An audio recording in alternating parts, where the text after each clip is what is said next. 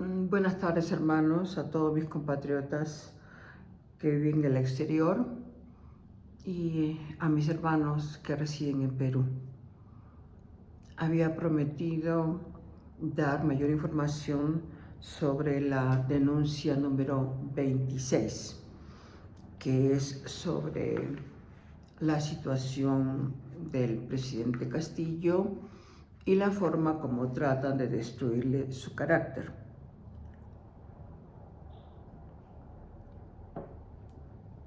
Esta vez estoy tomando Inca Kola, que me hace recordar mis tiempos de niñez en Lima.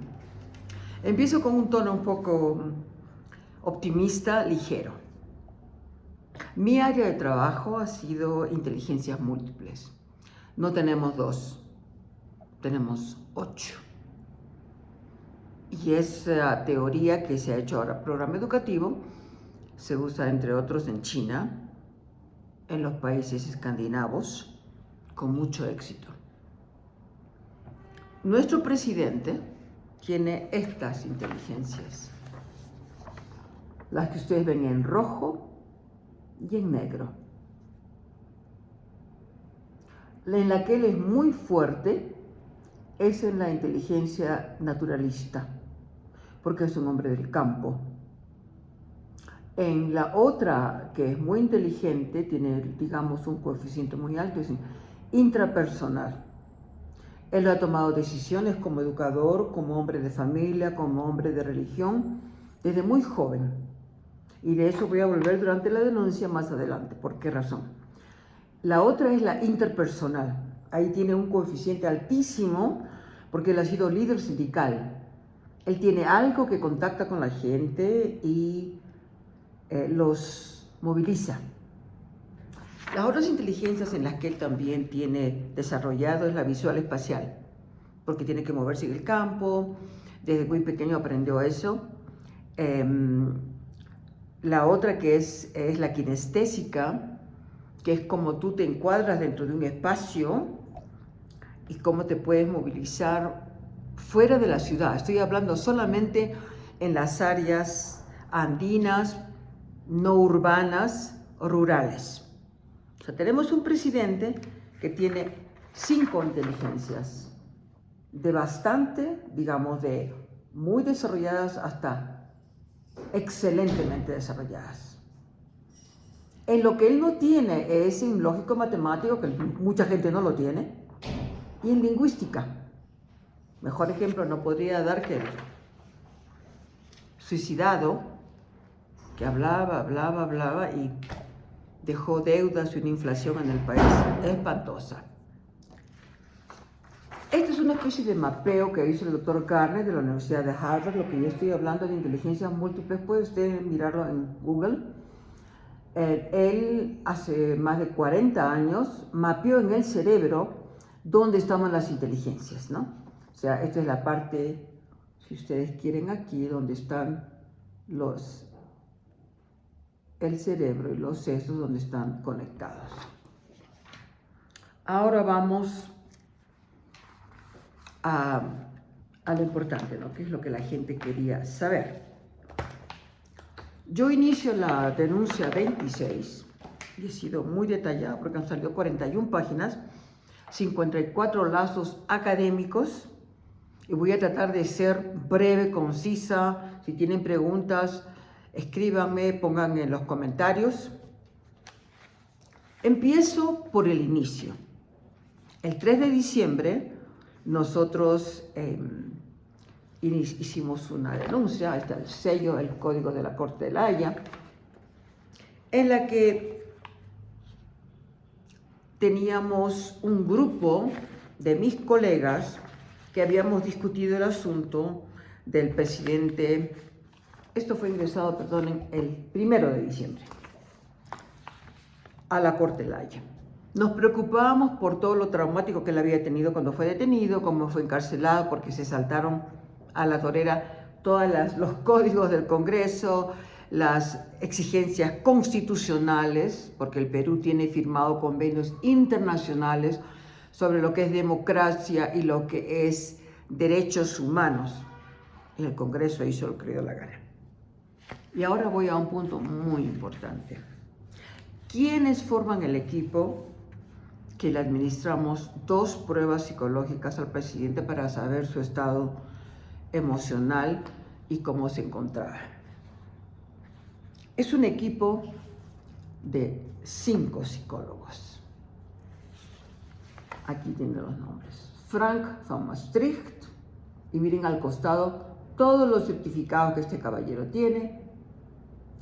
Luego tienen allí a mi otra colega, Celine van Maastricht, ellos 2 trabajan en el mismo estudio psicológico. Luego está mi colega Agnes Salme, que es también terapeuta y trabaja, entre otros, en la Cancillería holandesa, dando terapias. Esta servidora, Perú-Holanda, graduada en la Católica de Chile. Y finalmente el psicólogo Tom Dvorak, que reside en Estados Unidos. Juntos tenemos 125 años de práctica profesional y experiencia como psicólogos, terapeutas, investigadores.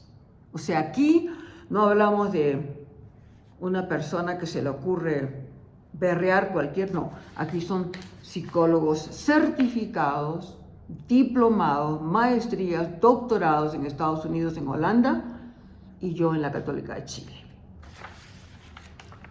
Se describía, obviamente, en esa denuncia, que es la base para la 26, su situación, que todos la conocen, ¿no? Le aplicamos 2 pruebas, que aquí están. El BAI, que es el BEC, es una prueba de ansiedad. Está usada por años, 40 años, 35 años, se ha aplicado en Europa, en Estados Unidos, en Latinoamérica. Y la otra prueba, que es el Verogatis, que mide la forma en que se va desarrollando una depresión.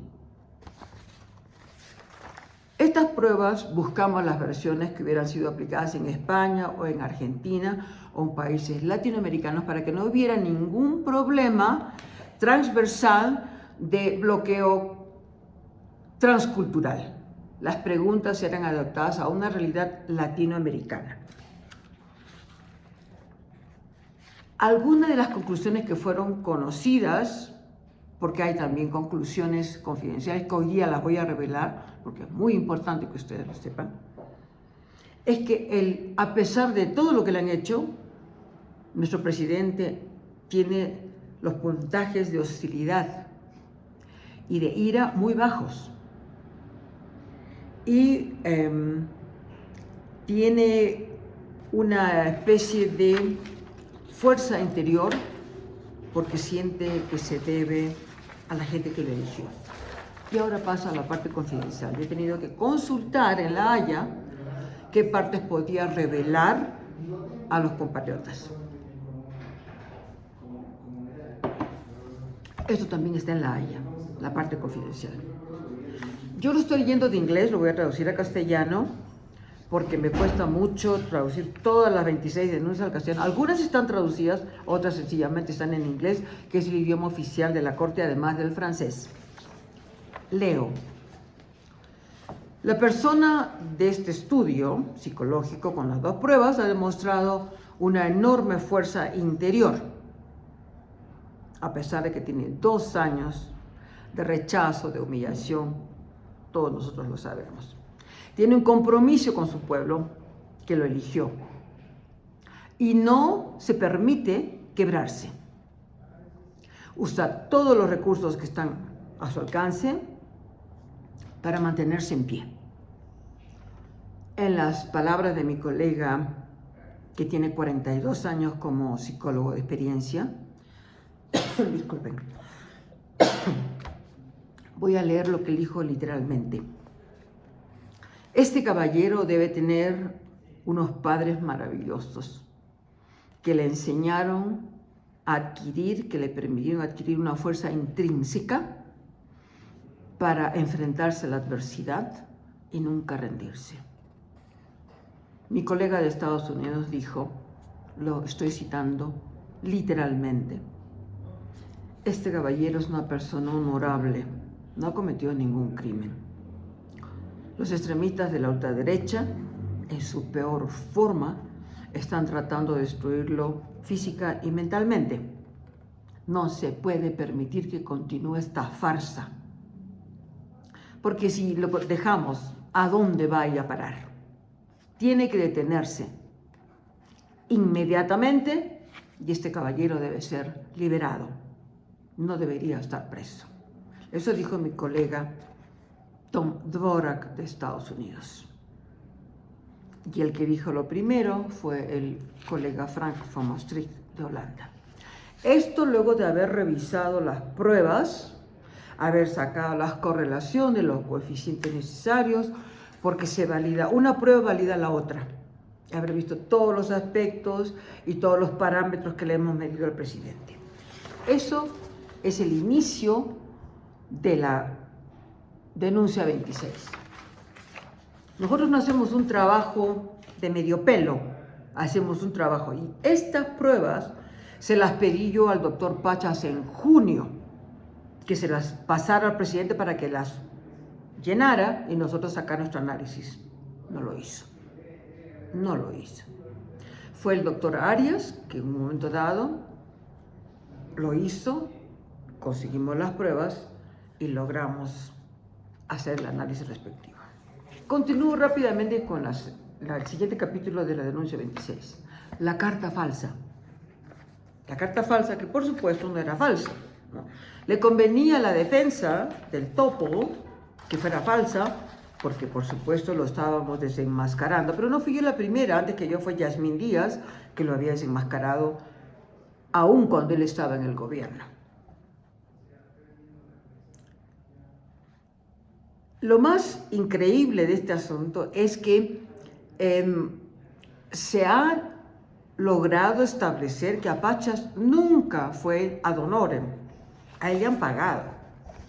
Y su familia me ha dado las cantidades. Y esto ha ido a la corte en esta denuncia, que fue la que causó todo el revuelo en Perú, porque dijimos quién realmente era el topo. Y claro, su equipo en esa época, porque Pachas ya no está, se dedicaron a esto, a publicar y decir atrocidades que por supuesto la prensa derechista como Careta se lo tomó, uy, qué regocijo, ¿no? Qué maravilla. Pero sencillamente yo pude probar con uno de los miembros del comité ejecutivo de la Orden de Grafólogos de Holanda, que chequearon las firmas que yo tengo del presidente, de las autorizaciones que me ha dado y que eran auténticas. Y como el señor es de la Orden de Grafólogos, peritos grafólogos de Holanda, la corte perfectamente lo puede llamar y decirle, usted chequee para un segundo chequeo. Así de sencillo. Y por supuesto el señor Maraví hizo su parte, usó la cuenta X, que luego el presidente negó que él no maneja ninguna cuenta de Twitter ni de X, diciendo que era falsa. Esto tiene que ver con lo que viene después en la denuncia.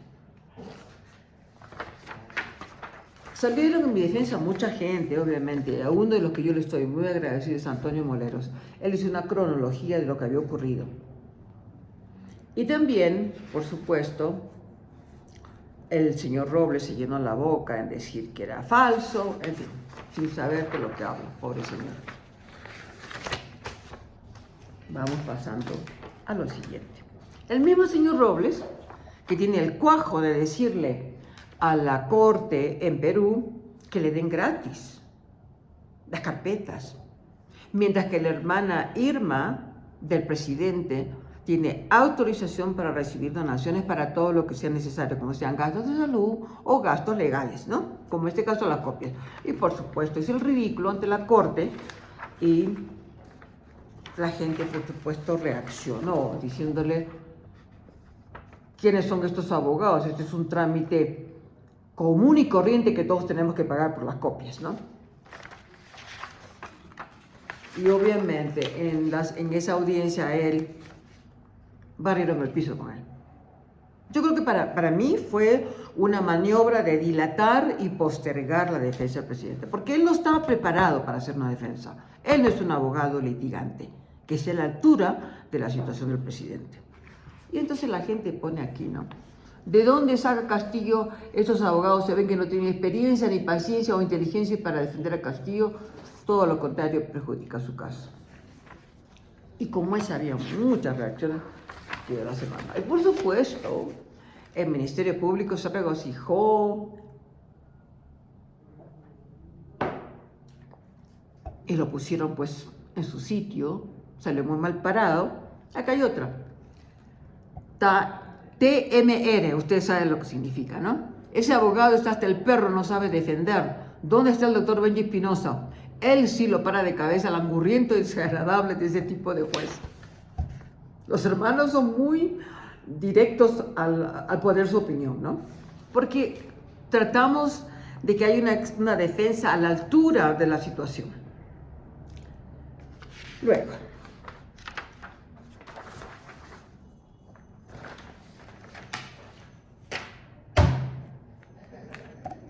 yo previamente, en la denuncia anterior que yo presenté en otro video, yo informé a la Corte que yo me venía a La Paz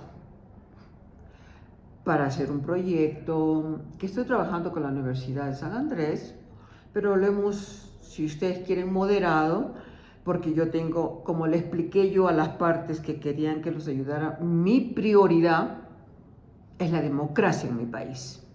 Y parte de esa democracia es el presidente y su situación jurídica internacional.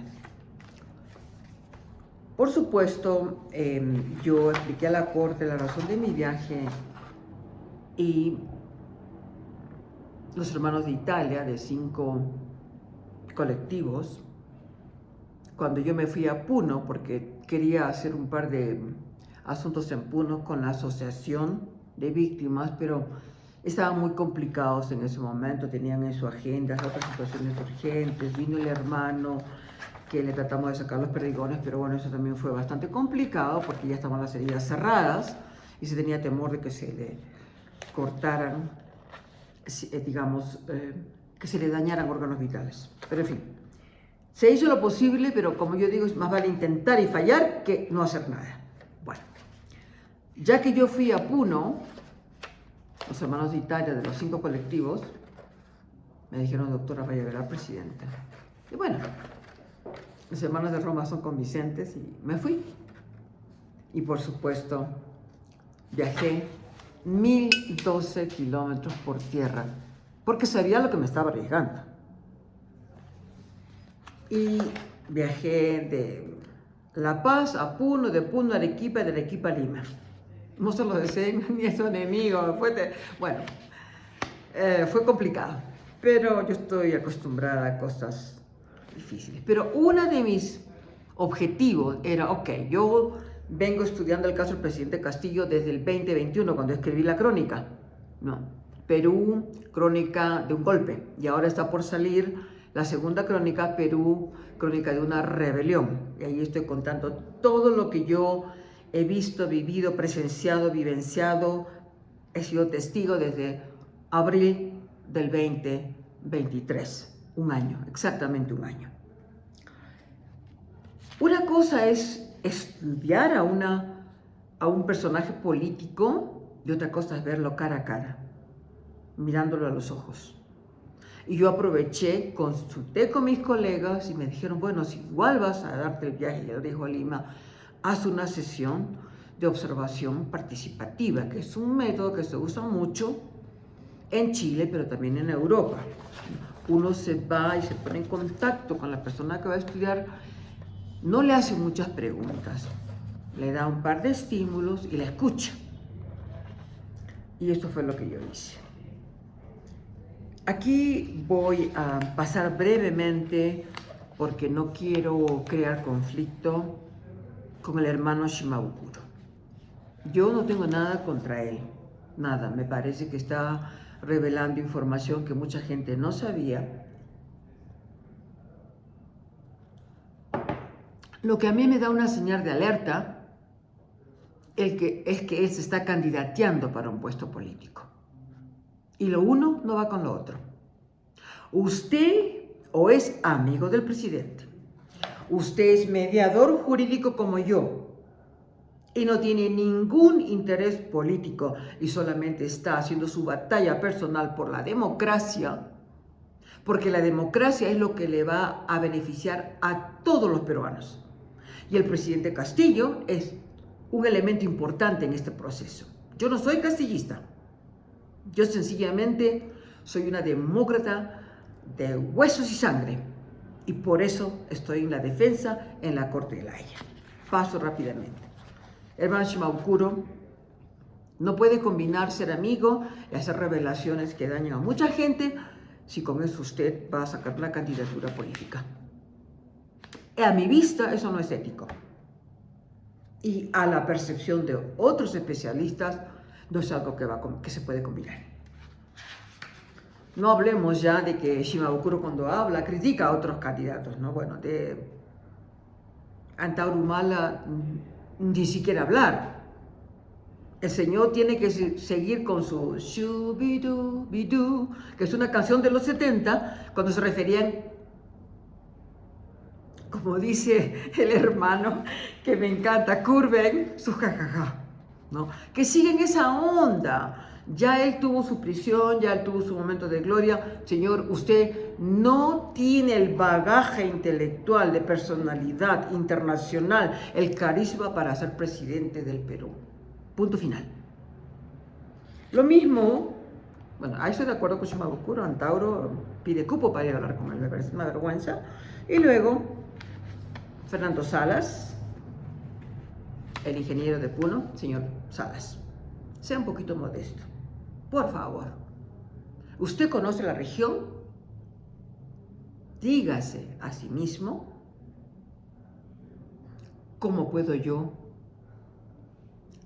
ayudar a mi región a que no la exploten, a que resurja, a que haya empleo, salud, educación, carreteras? Restrinja sus ambiciones a su región. Y personalmente le digo, tampoco tiene usted el bagaje para ser presidente del Perú. No creo que 9 millones de personas lo elijan a usted, honestamente. Y básicamente porque Shimabukuro dice que usted tiene lazos con el Partido Morado y que usted estuvo junto con la delegación de Perú en ese conclave que hubo en Canadá de las mineras. Eso ya en sí es una enorme señal de alarma. Yo no le he escuchado a usted hablar de volver a la constitución del Velasco, del chino Velasco, que es lo primero que tenemos que hacer. Entonces, yo tengo grandes reservas frente a usted y desde mi punto de vista de cientista social, de psicóloga que ha vivido en muchos países, que conoce la política de muchos y la ha estudiado además, no señor, limítese a la región si realmente quiere hacer algo por la patria, por el país y por los hermanos. Ok, la sesión de observación participativa va incluida también en la denuncia del 26, con detalles. Le expliqué al presidente que la información que yo iba a recolectar iba a ir a la Corte, ¿no? Y que era parte del perfil que le estábamos realizando, que partió el año pasado en octubre, cuando le pasamos las pruebas de ansiedad y de eventual rasgos de depresión, y le explico a la Corte todos los estudios académicos de universidades, cuál es la metodología, cuáles son los protocolos, cuál es la parte ética que hay que comunicarle al participante, en fin. Hay un encuadre psicotécnico, porque la Corte no acepta historias, ni cuentos, ni chismes. Hay que ir con datos académicos, científicos, comprobables.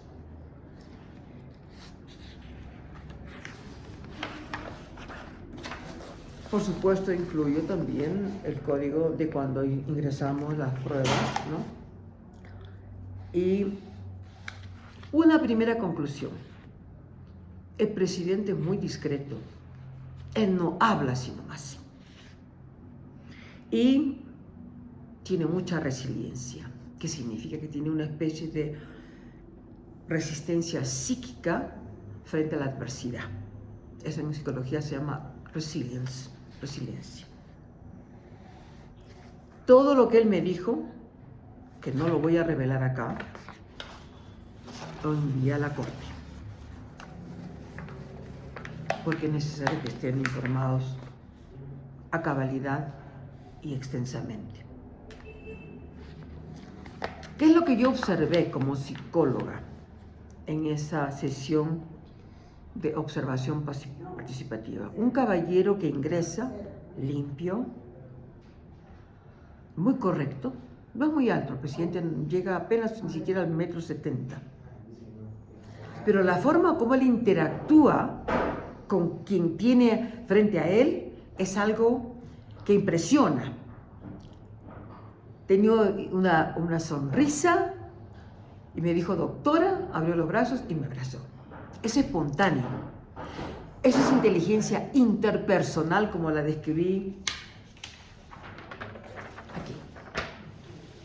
Y el caballero que escribió esto no es cualquier persona, es un profesor muy conocido en la Universidad de Harvard, que cuando él llega a China, poco menos que entra en andas como el Señor de los Milagros. Luego, es una personalidad cálida. A veces yo lo observaba porque le dije un par de cosas solamente, perdón, y él hablaba, se comunicaba en forma neutral. A veces se comporta y observa a su alrededor como un adolescente que está descubriendo el mundo.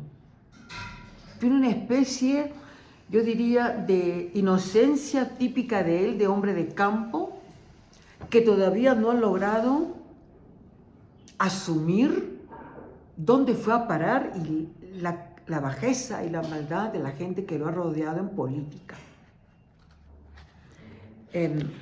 Me resultó claro por la forma como habló conmigo y todo lo que me estuvo relatando en forma muy calmada, muy coherente, que confiaba en mí. Y también, por supuesto, que tenía mucha esperanza sobre las decisiones que iba a tomar la Corte en La Haya. Hice una broma, un chiste sobre un regalito que le llevé de los peruanos que vivimos en el exterior, con una pequeña simbología. Hice un chiste y nos reímos, ¿no? Nos reímos.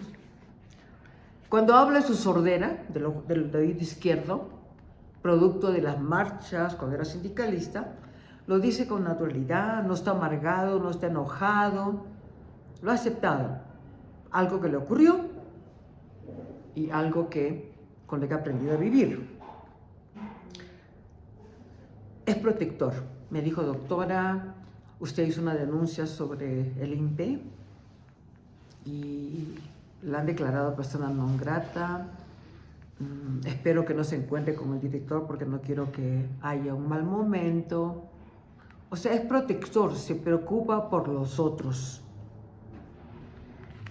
Y el momento que a mí mayor impresión me causó, que es lo que dijeron mis colegas después de haber revisado exhaustivamente las pruebas, ¿no? Con la gran experiencia que ellos tienen, me dijo, doctora, no van a encontrar una sola prueba. Yo no me he robado ni un centavo del pueblo, ni un centavo. No van a encontrar nada, doctora. Pero me lo dijo así, mirándome a los ojos, con toda la honestidad, y ahí yo entendí. Por eso es que la gente lo defiende. Uno sabe cuando alguien está mintiendo, jugando un rol o presentando un personaje. Él no.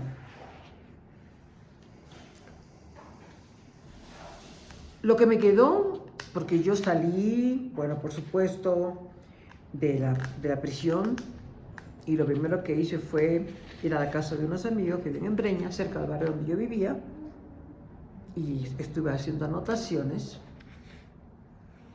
para guardar la información y luego poder mantenerla si se necesitaba para la corte o lo que fuera. Nunca me imaginé el escandalete que vendría después. Yo iba saliendo y la señora Cebollenta, como yo la llamo, venía entrando. Ahora, la señora es experta en recibir yapes. Cerró su cuenta donde estaban todos los yapes que nunca rindió cuentas. Pero tengo compatriotas que son maravillosos. Todo está registrado. Todo. Ella borró su cuenta pensando, uy, acá no pueden pasar nada. Está registrado, señora. Y fue a la corte.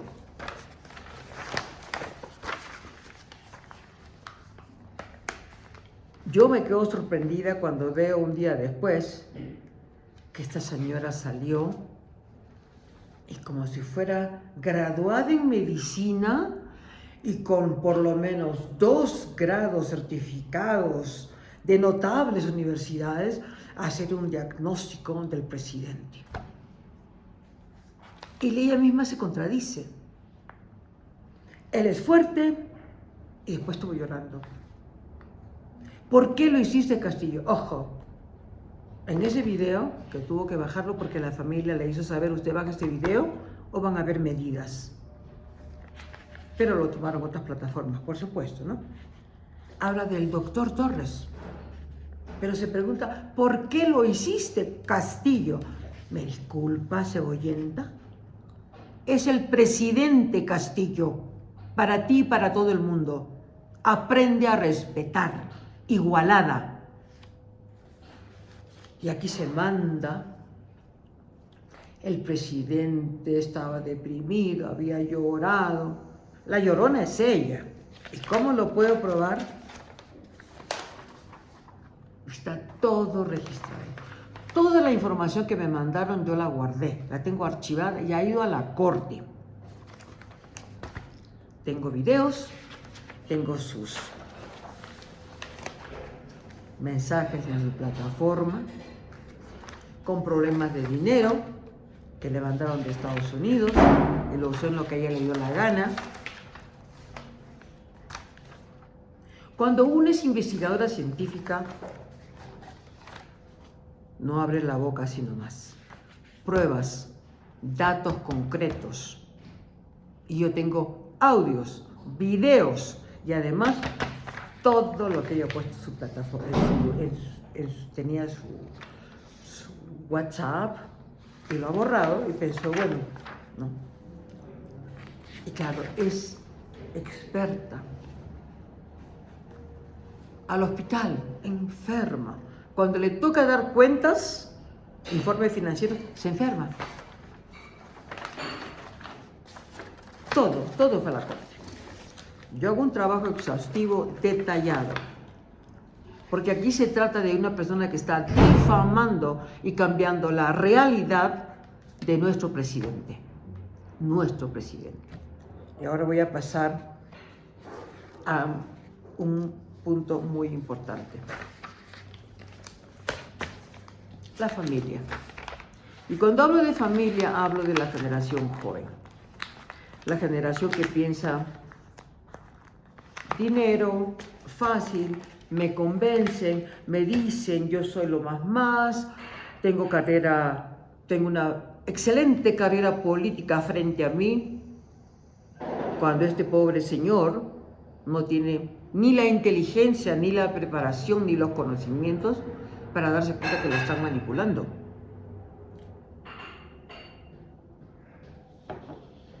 Y son varios. La pregunta que llega a la corte es, ¿por qué tendríamos que acusar al presidente de las barbaridades que han hecho sus sobrinos o la nueva generación de su familia? Porque de lo que yo sí puedo hablar hasta ahora es que la generación del presidente y sus hermanos mayores,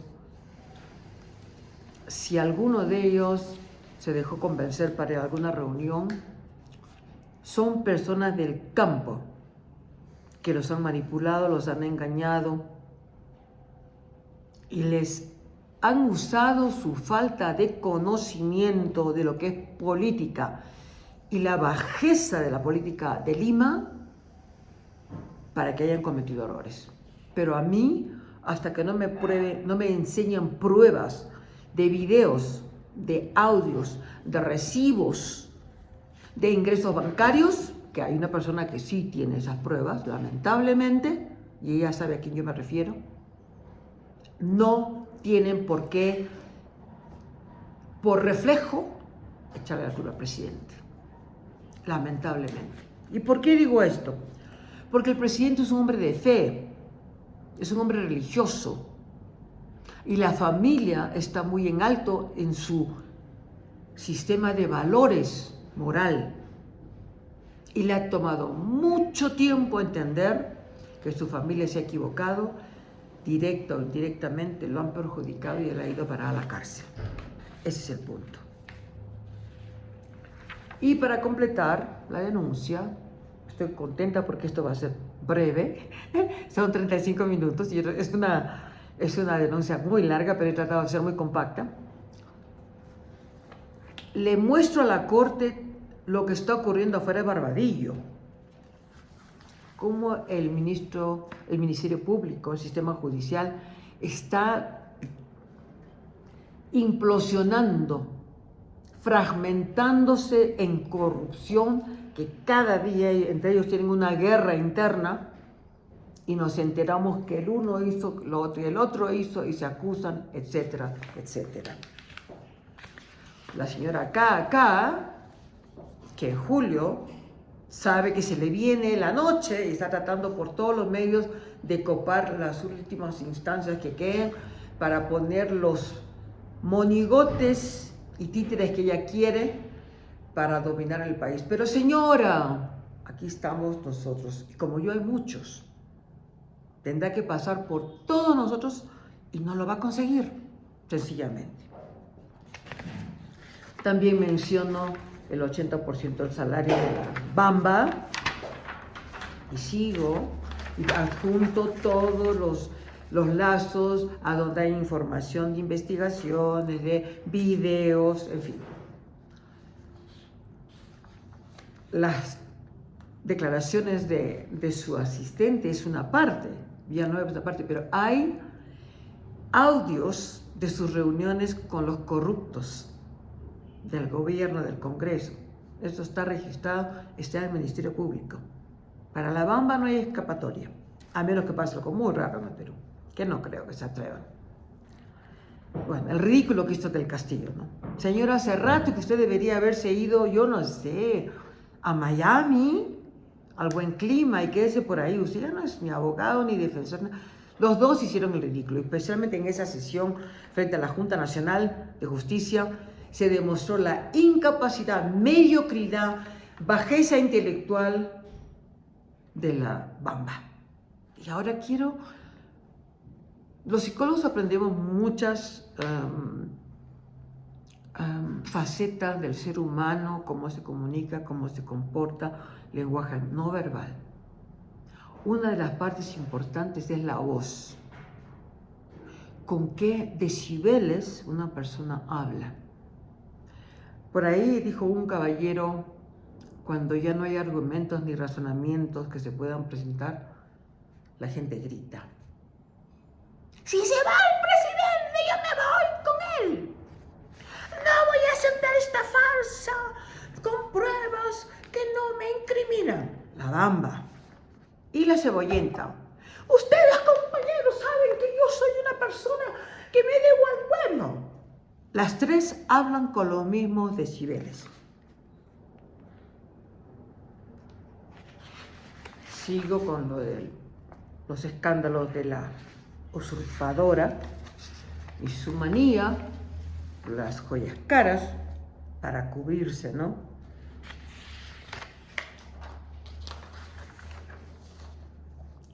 ¿Cómo esta señora no quiere que le vean sus cuentas bancarias?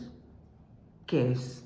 Como el Donald Tramposo de allá de Estados Unidos, que tenía los tremendos anticuchos y las calaveras en el closet, por eso no quería abrir sus cuentas. ¿Y esta señora hace lo mismo? Por favor. No provoque al pueblo, señora usurpadora, que ya está bien harto de usted y está bien alzado.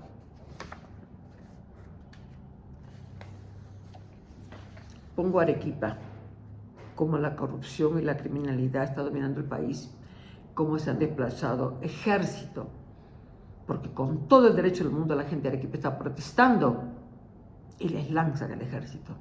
Y advierto a la corte, si hay masacres es porque ustedes no hicieron nada. Y lo mismo en Ica, la corrupción, Fuerza Popular y este otro congresista que son unos, pero, y no impresentables, son deplorables como personas. Y acá pasó un tema muy importante. Mi colega, estamos trabajando con él para algunas cosas que vamos a hacer con la Universidad de San Andrés.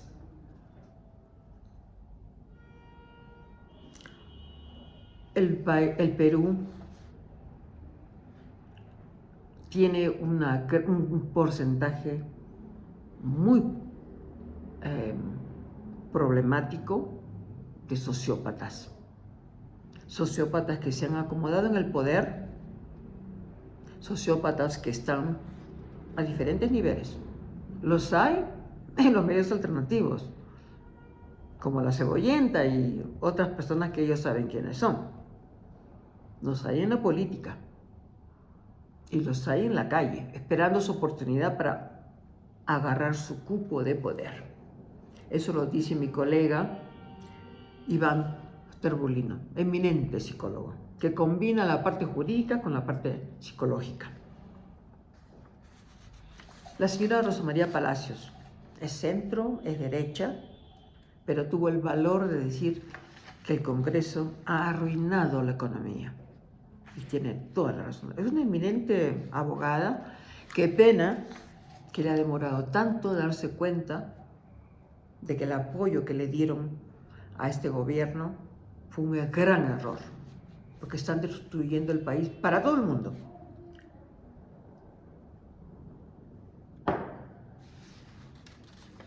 Y ahora paso a un tema que a mucha gente no le va a gustar, pero yo me siento aludida. Estimado doctor Cruzat, tengo 3 preguntas. ¿Usted ha leído con detalle el trabajo de la Corte de los últimos años?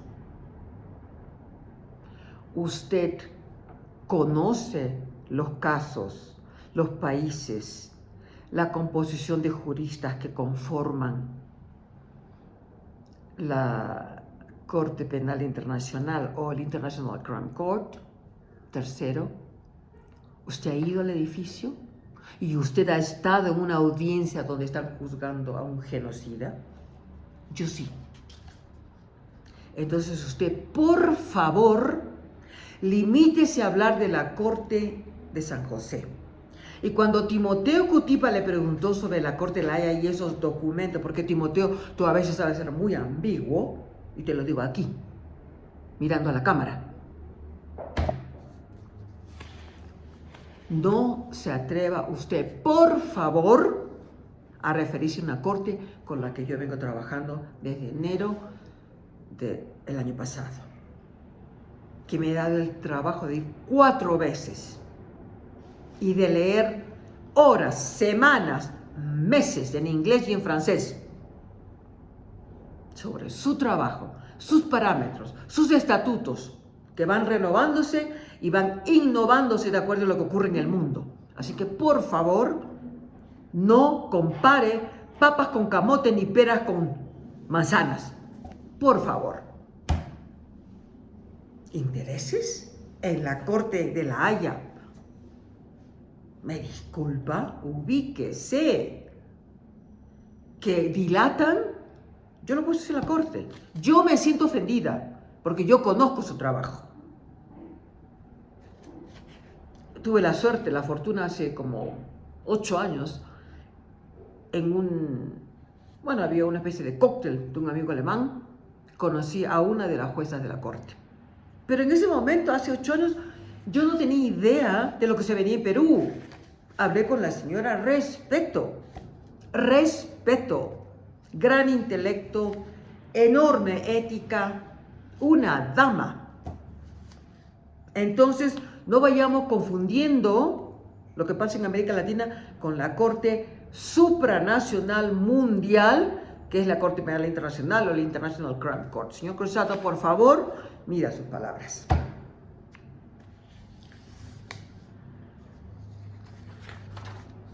Eso lo he puesto a mi manera a la Corte. Digo mi opinión, que no la voy a decir acá.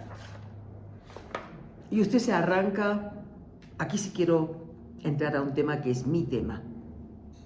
Usted habla, cuando Timoteo le preguntó, usted empezó, sí, yo me veo que tengo que reconocer el trabajo del presidente Biden porque el gesto que él hizo, un momentito, y usted hacia la pasada mencionó a Alexandra Ocasio-Cortez. Por favor, mi papá era americano. Yo sigo la política de ese país hace 40 años. He estado como en 20 plataformas de demócratas. Mencione usted a Bernie Sanders. Mencione usted a Elizabeth Warren, demócratas progresistas. Mencione usted a los otros 14 o 16 latinoamericanos formados directa o indirectamente por Bernie Sanders, porque también los hay de África y de Asia. Bernie Sanders está formando escuela democrática, humanista, progresista de la mejor manera. Respeto a Bernie. Se le quiere y se le respeta. Entonces, cuando usted hable de Estados Unidos, no hable de Biden, por favor. Hable de Elizabeth Warren, hable de Bernie Sanders, hable de Alexandra Ocasio-Cortez. Brillante. La mencionan ya como futura presidenta de Estados Unidos. Anita lo tiene todo, todo. Personalidad, idiomas, formación, carácter, carisma y una tutuma con muchos sesos. Finalmente, que creo que es importante ya para cerrar esta sesión informativa, le pido a la Corte algo. No dejen a los peruanos que sigan arriesgando sus vidas, porque ellos van a continuar marchando, protestando, aún a riesgo de que sean asesinados por un gobierno de facto. Yo tomé el riesgo de ir a Perú para ver a un buen hombre que ha sido encarcelado por corruptos y políticos criminales. A mi edad, todo lo que yo quiero para mis hermanos y hermanas es democracia. Y no quiero tener ningún arrepentimiento de todo aquello que no le dije a la Corte hasta el momento en que yo ingrese la última denuncia. Y lo firmo con la fecha de ayer en La Paz. Y ahora, de que hablamos brevemente de candidatos y candidates, je m'adresse maintenant à vous, Madame Mendoza, Verónica Mendoza, en déclarant à Puebla que vous acceptez l'usurpateur comme président. Vous avez commis la